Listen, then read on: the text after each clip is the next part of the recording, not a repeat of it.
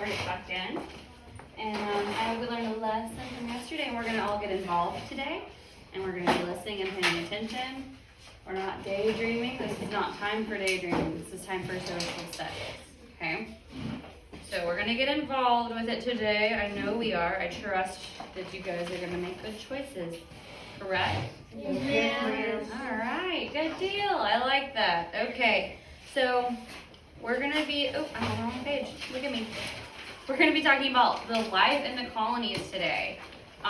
Yesterday we talked a little bit more about the religion in the colonies. Today we're going to talk a little bit more about the life in the colonies. So do I have a volunteer to start reading at the top of 53? Layla, go ahead and start us out.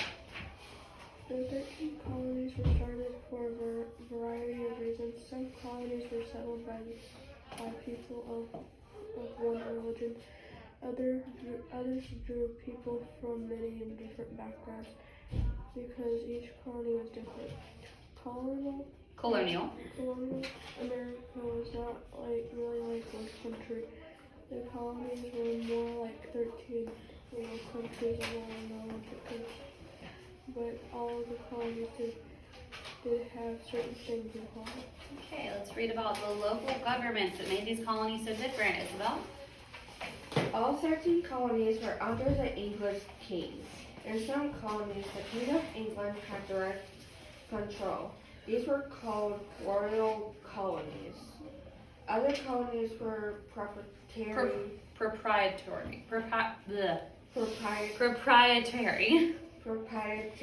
colonies. They had the king's permission to choose their own governor. Okay, so let's talk about that a little bit. So our little introduction, it says that were the colonies like one country, or were they like 13 little countries? 13 little countries. Yeah, they were kind of all their own thing, and we see that through their local governments. Some of them were directly under the King of England, and we called those royal colonies.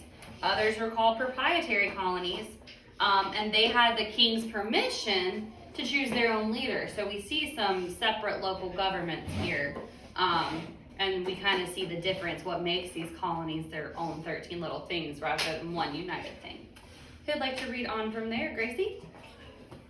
But because the king lived far away from across the ocean, he could not be involved in all the colonies' decisions.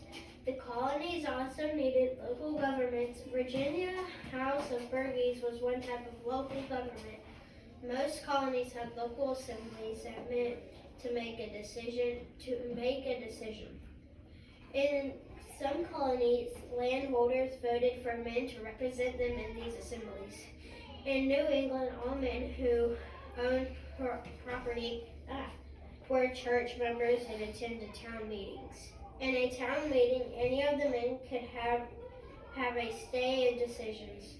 A vote would be taken and the Majority would win. Very good. RJ, you want to read on from there? Each county also appointed justice of the people. These judges would settle problems, hold trials for people Accused of crimes, and collect the tax. The most common tax was a tax on property. Anyone who owned land or a home had to pay the tax. These taxes paid the salaries of government workers. They also provided money to carry out decisions. Very good. Tanisha, will you read on from there? These taxes paid the... Oh, we're at the last paragraph. the colonies? Yeah. By telling it was their own government. The government by the people was an important idea in the New World. It would later become the base for the American system of government when the colonies formed a country. Right. So we start talking about these local governments. But was the king right there on top of these colonies, or was he back in England? He was back in England. Yeah, so a lot of the colonies would have to have these little local assemblies, and they would meet, and they would have people that would represent them. We've talked a lot about the representative. We know that specifically in Virginia, we had the House of Burgesses. That was their type of government. And they would have these town meetings, which as you see is a bolded word as well. A town meeting, any person, any man could come and have a say in the decisions that how they would decide everything for their town. We also had towns that had these justices of the peace, and they helped settle the problems. They'd basically be what we see as like a judge or something now, where they're overseeing taxes, they're overseeing crimes, they're overseeing lots of different things. So as you can see, again, the 13 colonies, they had all sorts of little stuff that's sprinkled all over the place. Nothing was concrete for everybody, and they still had a lot of their lives being controlled by the king across the sea. And if you look down at the little graphic, take your finger and put it on the graphic, it says the colonial governments, and you can see the royal ones, the royal colonies would have the king, a governor, a local assembly, and then at the lowest is the colonist. Over next door neighbor to that, you have the proprietary, which you had a king, a governor that was chosen by a local assembly, and then you had your colonists. So it just kind of gives you a little visual idea. Let's go ahead and flip over to page 54. So I'm going to kind of go over this page for you. This talks about the different social classes. Now, we had 3 types of social classes. By looking at your page, can anyone raise their hand and tell me what those 3 types of social classes were? Gracie? Upper class, middle class, and lower class. Yes, upper class, middle class, and lower class. So to the colonist, social class was very, very important, okay? This would determine how you lived, who you were friends with, who you could get married to, and it all depended on how much money you had, and if you kind of had like a good position. If you were somebody higher up, maybe in the government, maybe you were family of the governor or something like that. Maybe you had royal lineage. So these social classes were very, very important to them. They even determined where colonists was allowed to sit in church. What? Yes. So colonial society has your upper class, your middle class, and your lower class. Go ahead and take a couple of seconds and read over what those classes entailed on your own. Go ahead and read about each class, and then we're going to discuss it.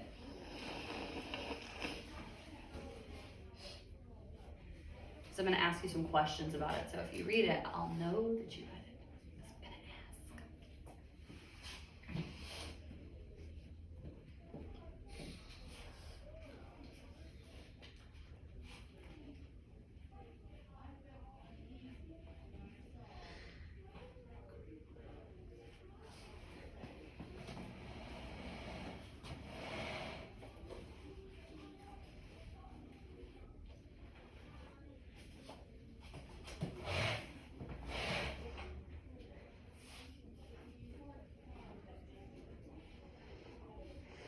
So let's talk a little bit about it. Why was social class important to the colonists? Monte? Why was it so important? Yeah, think about how everything. Look at that first little paragraph that we have at the top of the page. Because he didn't give anything he wanted? Well, so we're talking about more like here. So see, it says the colonists was very important. Why was it important? Person lifestyle. For people and information. Yeah. So remember, we go back to it's their lifestyle. It's how they live. That's what lifestyle is. It's just how you live. And so everything really depended on what kind of money they had. That made all the decisions for them. Somebody give me a couple details about the upper class. Isabel?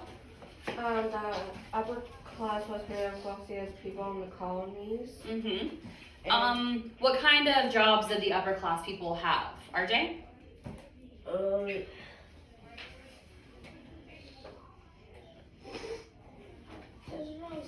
Alex, help him out. Very wealthy jobs? Yeah, but it tells you right there, right after the line that Isabel just read. Gracie? They kept servants and slaves. They did, but that's not the type of jobs they had. They were mostly merchants. A lot of them were landholders. So they had wares, they had goods, they could trade, they owned land, they had all these things that made their lives very great and made them very wealthy. Gracie is correct. They did oftentimes have servants or slaves. A big part of the upper class is that they could afford a good education for their children. So if you had money, your children had a good education. Somebody give me some details about the middle class.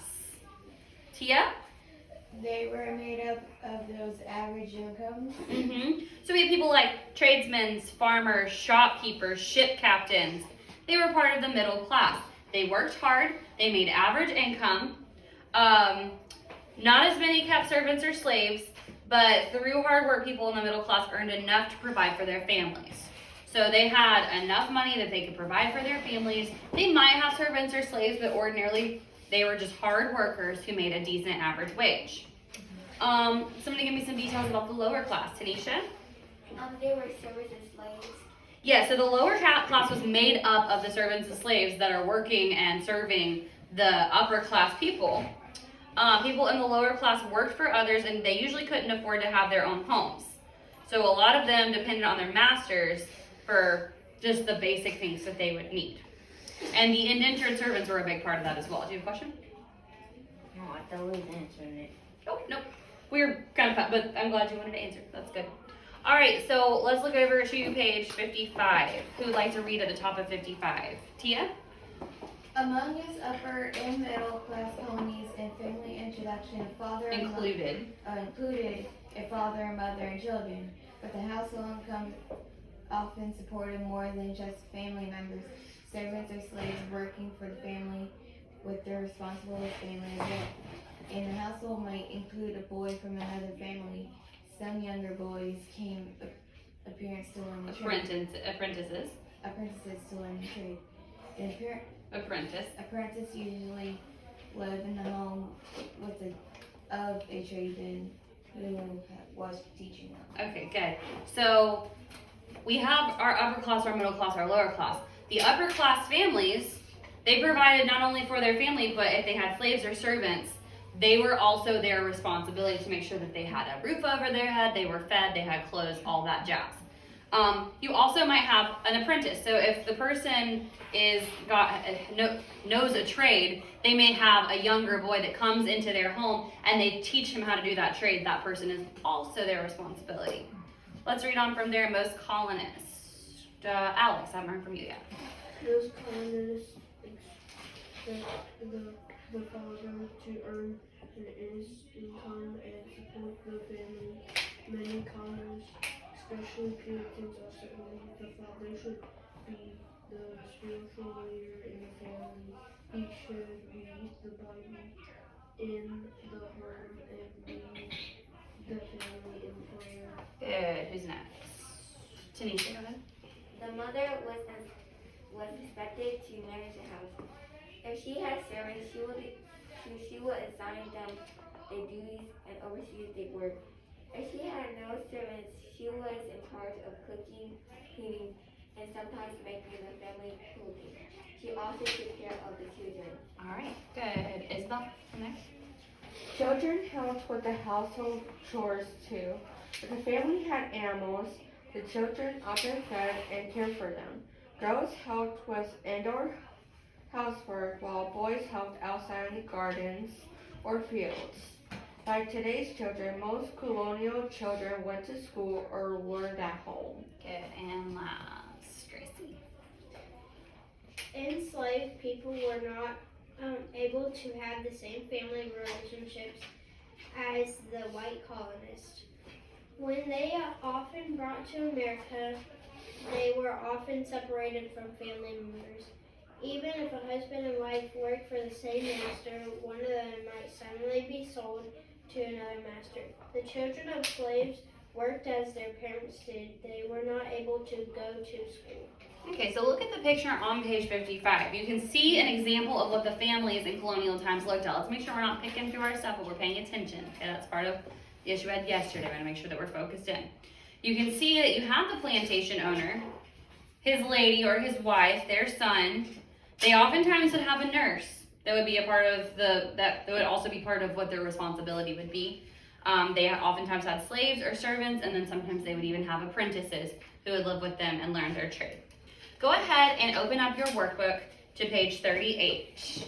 Go ahead and open up your workbook to page 38. I want to talk to you guys about what we're going to be working on throughout the day today. I do have a catch-up assignment up here. By the end of today, I want us to be done with the pages 33 through 37 if we haven't already finished them. That's the pages from Tuesday and yesterday. that we've had assigned to us, and we haven't really gone through. So make sure you're paying attention to those pages because I want them by the end of today because I'm not here tomorrow. So I need all that work already turned in. Yes, ma'am. I don't have page 33. We may have torn 33 out. It may have been the page that had the terms on the back. But either way, we need to get those pages done, okay? Let's go ahead and look at page 38, okay? 38 is going to be on the back of one of the pages we've been working on. 37, where we talked about the founding of the colonies. So get to that page. The back side, baby. There you go. Here's what I want you guys working on for this. Let me get my book.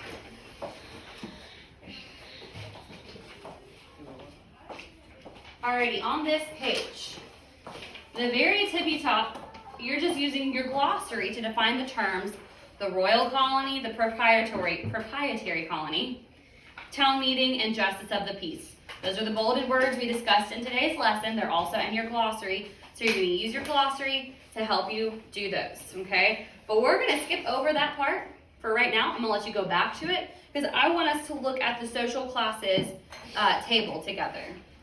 So if you want to go ahead and get back in your book, your textbook, to where we talked about the social classes on page 54, that would be helpful. So we have, what are the three classes called, guys? Upper class, middle class, and middle class. Yeah, so we've got the lower class, the middle class,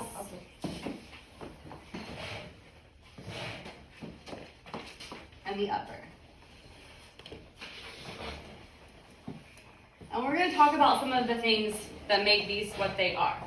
We're going to talk about their income. We're going to talk about the jobs, and we're going to talk about the home and lands.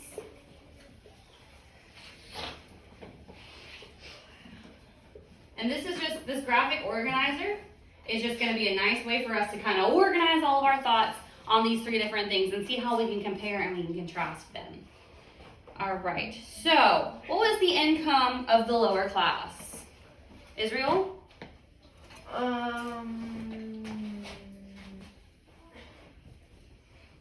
Isabel, help him out. The lower class was made up mainly of servants and slaves.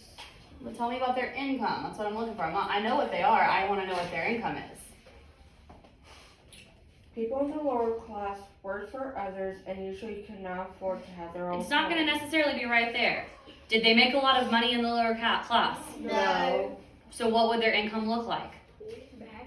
A little bit. Little income, okay? We can just kind of get that from knowing that they worked for other people. A lot of times they were slaves. So the income, let me draw my lines here. All of that leads us to believe that their income was little income. That's what I want you to put.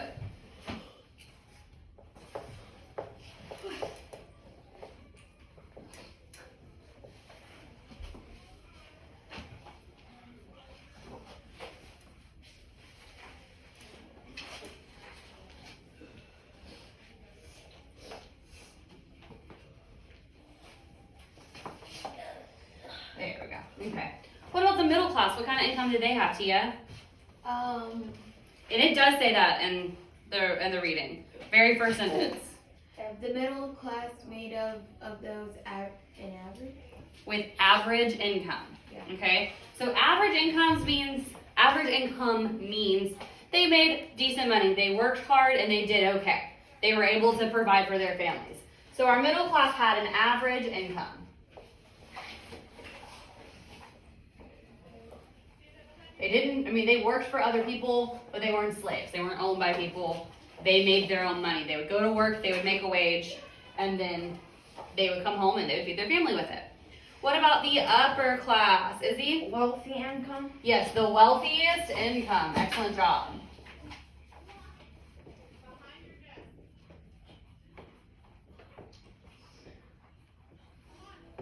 Very good. So we need to go on from there and we need to talk about their jobs. What were the jobs of the lower class? Layla? Working for others. Yeah, so we're seeing them working for others, but are they making any money from working for others? No. Oh, there. They have very little income. They were made up of mostly, like she said, working for others. That means they were indentured servants, they were servants, or they were slaves. Any of those things could be what their jobs were.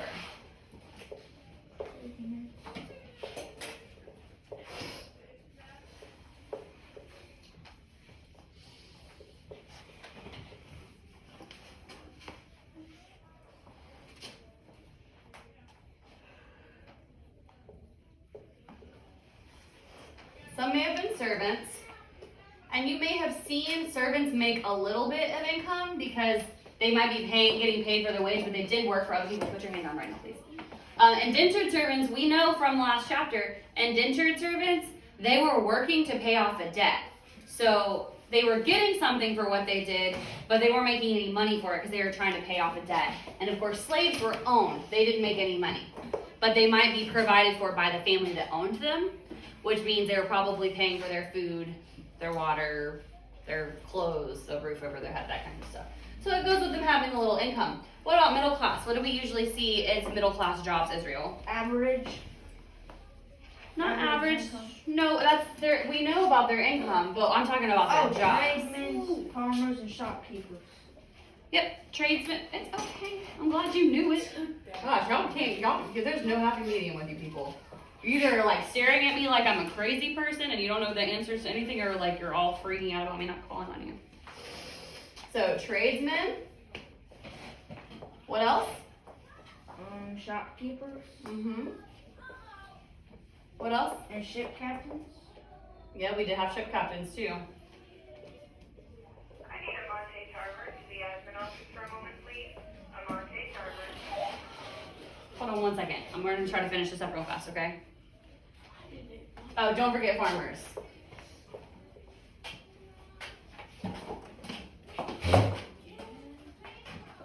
Hey, we are wrapping up a page and then I will send him. I just have to send him with someone. I don't want to lose all my kids at once. Yes, ma'am. And what kind of jobs did our wealthy people have? Gracie?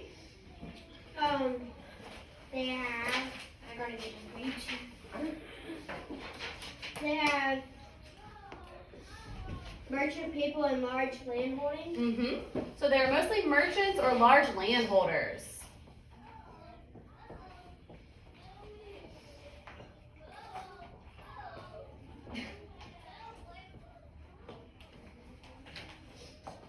What kind of homes do we describe for the working, the lower class? Israel? Could they afford, we'll just answer this one too. Could they afford to have their own homes? No. So where do they usually live? At the master's home. In the master's home. They couldn't afford a home, so they would usually live with their masters. If it's a rec shop, you live there.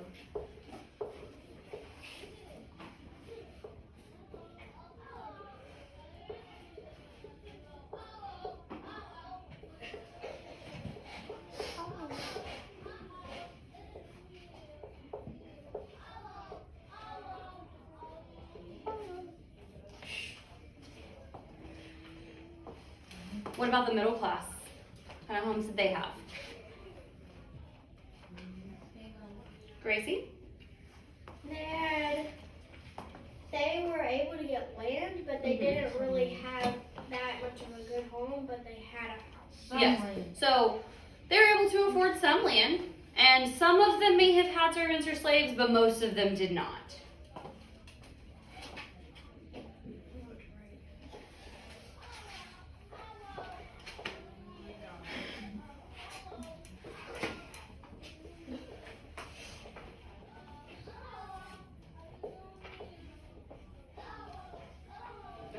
It really is.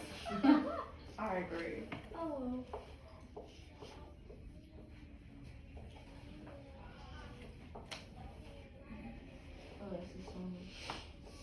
And what about the wealthiest? The wealthy upper class. What kind of homes did they live in, RJ? The upper class, Mm-hmm. they with